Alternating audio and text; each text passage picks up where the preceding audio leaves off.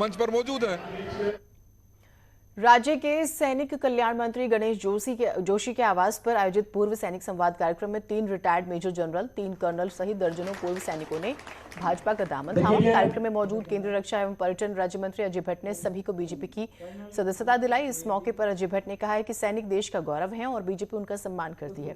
उन्होंने मंत्री गणेश जोशी के आग्रह पर बहल चौक का नाम लेफ्टिनेंट जनरल ओपी कौशिक चौक किए जाने की घोषणा की।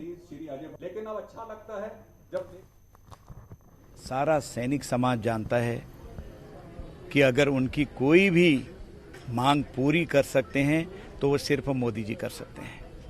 इसलिए मैंने उनका आज आभार प्रकट किया और उनको धन्यवाद दिया कि उन्होंने जिस तरह से इस देश की रक्षा की है। आज भारी संख्या में पूर्व सैनिक यहाँ पर आए हैं और कुछ लीडिंग जो जनरल्स हैं, ब्रिगेडियर्स हैं, कर्नल्स हैं, भारतीय जनता पार्टी की सदस्यता ग्रहण की है। मैं उनको भी शुभकामनाएं देता हूँ, बधाई देता हूँ। अभी तो ये शुरुआत है, ये तो अभी ट्रेलर है, अभी पिक्चर आप देखते रहिए आगे तक क्या होगी। मुख्यमंत्री पुष्कर सिंह धामी से सीडीएस जनरल बिपिन रावत ने सीएम आवास पर मुलाकात की। इस दौरान दोनों के बीच राज्य से संबंधित कई विषयों पर बात हुई। इस दौरान मुख्य सचिव एसएस संधू, अपर मुख्य सचिव राधा रतूड़ी, आनंद वर्धन, डीजीपी अशोक कुमार, एसीएस अभिनव कुमार भी मौजूद रहे।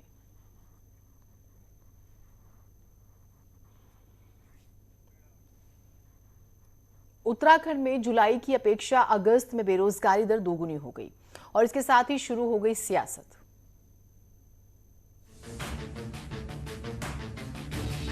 Centre for forensic Indian economy यानी कि CMIE देश के सभी राज्यों के लिए हर महीने बेरोजगारी दर का आंकलन करती है।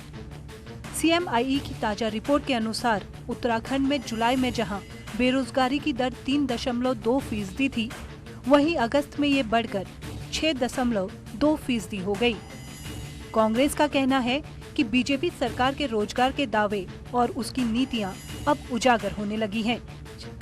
कांग्रेस ने दावा किया कि मार्च 2017 में जब सत्ता छोड़ी गई थी तो बेरोजगारी दर 0.3% थी।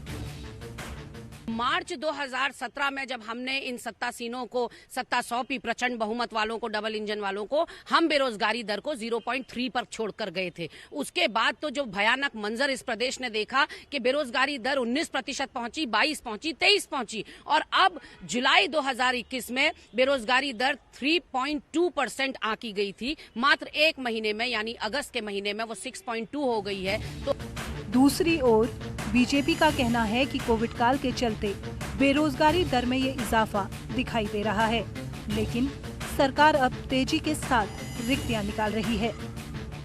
20,000 से अधिक की रिक्तियां हम निकाल रहे हैं और आने वाले 2 महीने के अंदर हम रिक्तियां नहीं निकाल रहे हैं, इन पदों को भरने की हम कोशिश कर रहे हैं।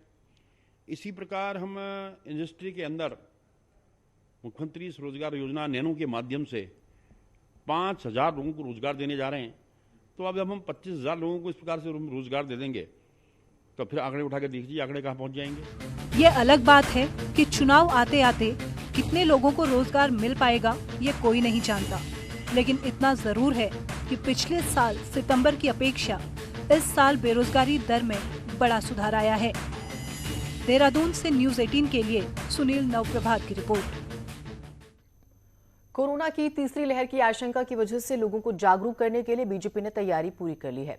रुद्रप्रयाग में बीजेपी ने अपने 11 मंडलों में से 10 मंडलों के कार्यकर्ताओं को बचाव और जागरूकता को लेकर प्रशिक्षण दिया। हर बूथ पर एक महिला, एक युवा और एक कार्यकर्ता को प्रशिक्षण देकर तैयार कर लिया गया है ताकि समय आने पर इसे स्वयं सेवकों की मदद लेकर तीसरी लहर से लड़ा जा सके।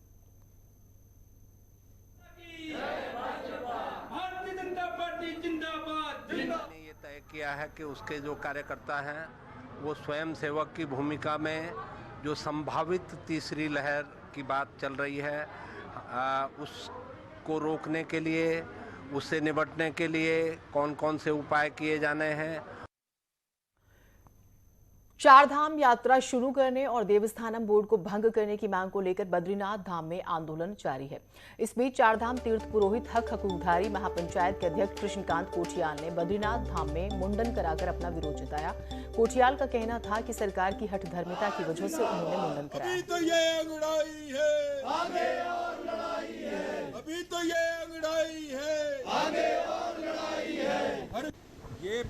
ये मुंडन भाजपा सरकार की हठधर्मिता, भाजपा सरकार की तानाशाही, भाजपा सरकार की गुंडागिर्दी, भाजपा सरकार ने देवस्थानम बोर्ड को खामखा मतलब बना दिया, यहाँ 4 धाम यात्रा बंद कर दी।